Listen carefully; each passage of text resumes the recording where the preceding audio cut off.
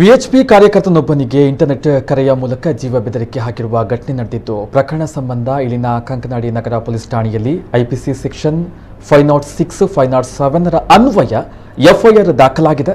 ಈ ಬಗ್ಗೆ ಮಾಧ್ಯಮಗಳಿಗೆ ಮಾಹಿತಿ ನೀಡಿದ ಮಂಗಳೂರು ಕಮಿಷನರ್ ಎನ್ ಶಶಿಕುಮಾರ್ ಅವರು, 4 ಬಾರಿ ಇಂಟರ್ನೆಟ್ ಕಾಲ್ ಬಂದಿದೆ, ಆದರೆ ಬೈಕ್ನಲ್ಲಿ ಹಿಂಬಾಲಿಸಿದ್ದು ಹತ್ಯೆಗೆ ಯತ್ನವನ್ನ ಮಾಡಿದ್ದಾರೆ ಎನ್ನುವುದು ಸುಳ್ಳು.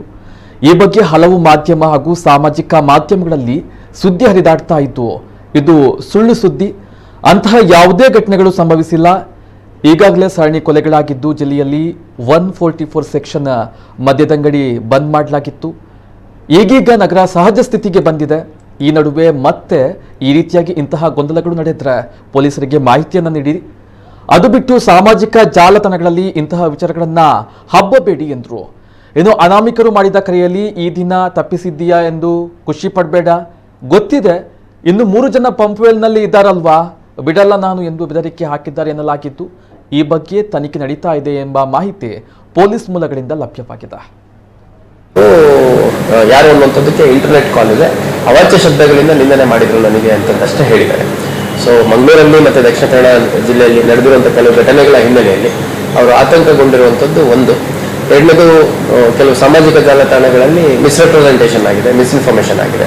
ಅವನಿಗೆ ಯಾರೋ ಚೇಸ್ ಮಾಡಿ ಹೊಡಿಲಿಕ್ಕೆ ಹೋಗಿದ್ರು, ಆಮೇಲೆ ಅವನಿಗೆ ಬೈಕಲ್ಲಿ ಚೇಸ್ ಮಾಡಿದಾಗ ಅವ್ರನ್ನೆಲ್ಲ ಮೀರ್ಬಿಟ್ಟು ಗಾಡಿ ಓಡಿಸ್ಕೊಂಡು ಬಂದು ಮನೆ ತಲುಪಿದ್ದಾನೆ, ಮತ್ತು ಗಾಡಿ ಅಡ್ಡ ಹಾಕಿದ್ರು ಅಂತೆಲ್ಲ ಕೆಲವು ಮಿಸ್ಇನ್ಫಾರ್ಮೇಷನ್ ಸ್ಪ್ರೆಡ್ ಆಗಿದೆ. ಅದು ಯಾವುದೂ ಆಗಿಲ್ಲ.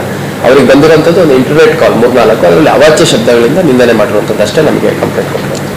ಮತ್ತು ಇಮಿಡಿಯೇಟ್ ಆಗಿ ಅವ್ರ ಹತ್ರ ಇಂಟರ್ನೆಟ್ ಕಾಲ್ ಬಂದಿರುವಂಥದ್ದು ಅವ್ರು CD ಇದ್ರ ಮೇಲೆ ಹೌದು ಮೊಬೈಲಲ್ಲಿ ಬಂದಿರುವಂಥದ್ದು ಎಷ್ಟು ಡ್ಯೂರೇಷನ್ ಮಾತಾಡಿದ್ದಾರೆ, ಅದ್ರ ಏನೇನು ನಮಗೆ ಮಾಹಿತಿ ಸಿಕ್ತು ಅದ್ರ ಮೇಲೆ ಒಂದು ಪ್ರಕರಣವನ್ನು ಇಮಿಡಿಯೇಟ್ ಆಗಿ ನಾವು ದಾಖಲು ಮಾಡ್ಕೊಂಡಿದ್ದೀವಿ. ಮತ್ತು ಭಾಳ ಸ್ಪಷ್ಟವಾಗಿ ನಮಗೆ ಅವರು ಹೇಳಿಕೆ ಕೊಟ್ಟಿದ್ದಾರೆ.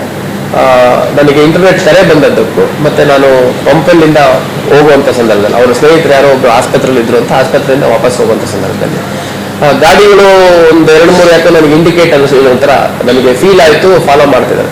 It's quite natural. ಯಾಕಂದರೆ ಕರೆ ಮಾಡಿಬಿಟ್ಟು ಅವಾಚ್ಯ ಶಬ್ದಗಳಲ್ಲಿ ಬೈದಂಥ ಸಂದರ್ಭದಲ್ಲಿ ಮತ್ತು ಬೇರೆ ರೀತಿ ಬೆದರಿಕೆ ಆಗ್ತಂಥ ಸಂದರ್ಭದಲ್ಲಿ ನಾವು ಸ್ವಲ್ಪ ರೆಟ್ರೋಸ್ಪೆಕ್ಟಿವ್ ಥಿಂಕ್ ಮಾಡಿದ್ರೆ ನಮಗೆ ಅಲ್ಲಾರು ಫಾಲೋ ಮಾಡ್ದಂಗೆ ಆಯ್ತಲ್ಲ, ಆ ಥರ ಅನ್ಸೋಂಥ ಸ್ವಾಭಾವಿಕ.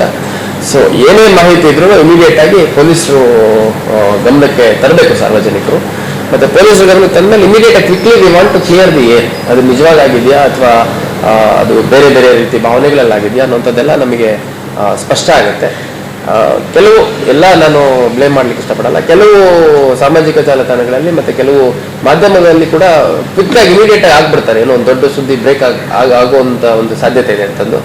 ಸೊ ಬಟ್ ಅದನ್ನು ಸ್ವಲ್ಪ ವೆರಿಫೈ ಮಾಡ್ಕೊಂಡು ಹಾಕಿದ್ರೆ ಏನಾಗುತ್ತೆ, ಗೊಂದಲ ನಿವಾರಣೆ ಆಗುತ್ತೆ. ಯಾಕಂದರೆ ದಕ್ಷಿಣ ಕನ್ನಡ ಜಿಲ್ಲೆಯಲ್ಲಿ ಮಂಗಳೂರು ನಡೆದ ಘಟನೆ ಹಿನ್ನೆಲೆಯಲ್ಲಿ ಲಾಸ್ಟ್ ಒಂದು 15 ದಿವಸದಿಂದ ಜನಗಳಿಗೆ ಸಾಕಷ್ಟು ತೊಂದರೆ ಆಗಿದೆ.